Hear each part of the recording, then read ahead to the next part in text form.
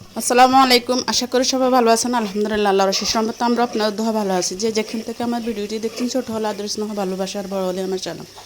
আশা করি আপনাদের মাঝে নতুন একটি ভিডিও নিয়ে হাজির হলাম। ভিডিওটি কি তা সম্পূর্ণ ভিডিও জুড়ে আমার সঙ্গে থাকুন, দেখতে থাকুন। আজকে আপনাদের মাঝে কি ভিডিও নিয়ে হাজির হলাম, এখানে আমি শোল মাছ রান্না করতেছি। তো পুরো ডিটেলস ভিডিও পাবেন। আর এদিকে চলে যাচ্ছি আমি আজকে ছাদে।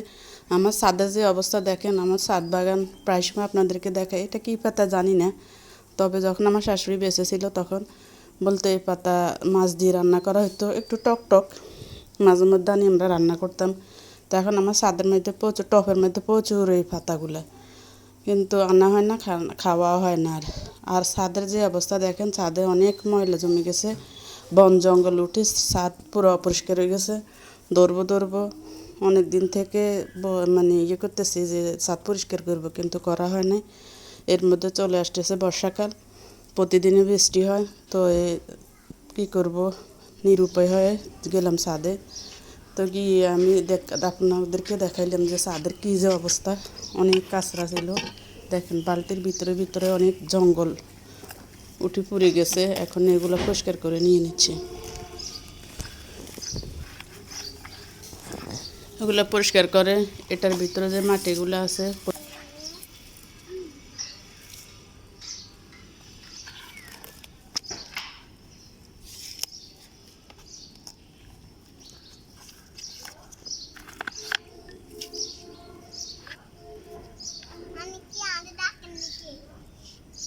হুম হুম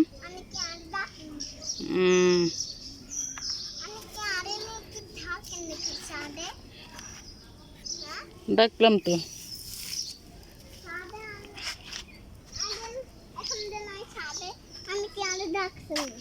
ডাকছি,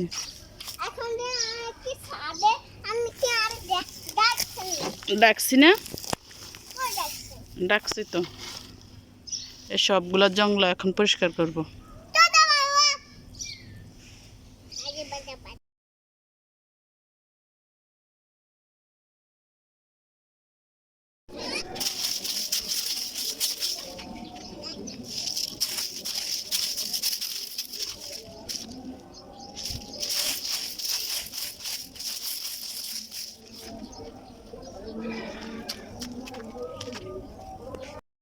এই যে দেখেন, প্রায় 3 ঘন্টা অভিযান চালাই, এরপরে সবগুলা পরিষ্কার করে নিয়ে নিলাম। এই জঙ্গলগুলো এখানে রাখলাম, এগুলা লাইতে করে বাইরে ফেলে দিব। আর ক্যারেট এবং কি প্রতিটা ভাণ্ড দেখেন, দেখেন কি আগে কি অবস্থা ছিল, এখন সবগুলা পরিষ্কার করে নিলাম। এই প্রতিটা ভাণ্ড থেকে মাটিগুলা নিচে পালাইলাম, আর জঙ্গলগুলা নিয়ে নিলাম। ওগুলা কালকে সময় পাইলে ওগুলা কালকে লাইট করে নিয়ে নিব, নিচে নিয়ে পালাই দিব।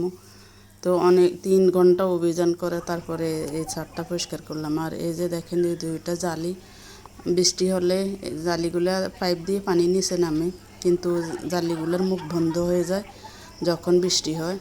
খুব দুরবস্থা হয়, ছাদে উঠে উঠে এগুলো পরিষ্কার করতে হয়। তো কী করলাম আজকে আমি আর আপনাদের বাইরে উঠে, এখন এই একটা ইট ভেঙে তারপরে একটা প্রিজার্ভের বোতল দিয়ে তো দিলাম যে পানি যেন পড়ে যায়।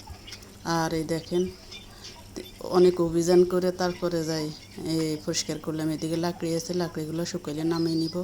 আর মাটিগুলো আবার কিছু গোবর, নতুন মাটি, সার দিয়ে তা আবার এগুলো ঢুকে ছাদ থেকে নামিয়ে আসছি। আর সে এখন রান্না বসাই দিছে তাড়াতাড়ি করে।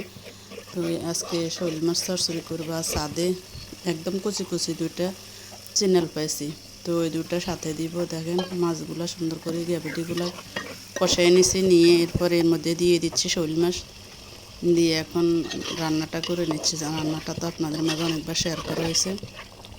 তো এইভাবে রান্নাটা করে এখন নিয়ে নিচ্ছি খুব দ্রুতভাবে। ছাদ থেকে কাজ করে আসছি, গরম, এর মধ্যে আবার এখন রান্না বসাই দিলাম।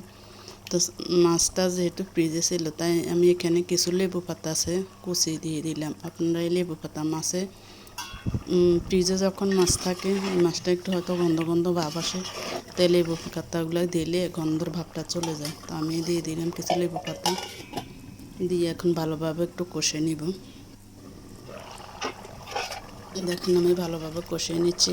আর এখানে এখন দিয়ে দিব, আমি গাছ থেকে নিয়ে আসছি একদম কচি কচি 2টা সিনাল নিজের গাছের, আর দিয়ে দিচ্ছি 2টা টমেটো দিয়ে এখন এই রান্নাটা শেষ করে নিব।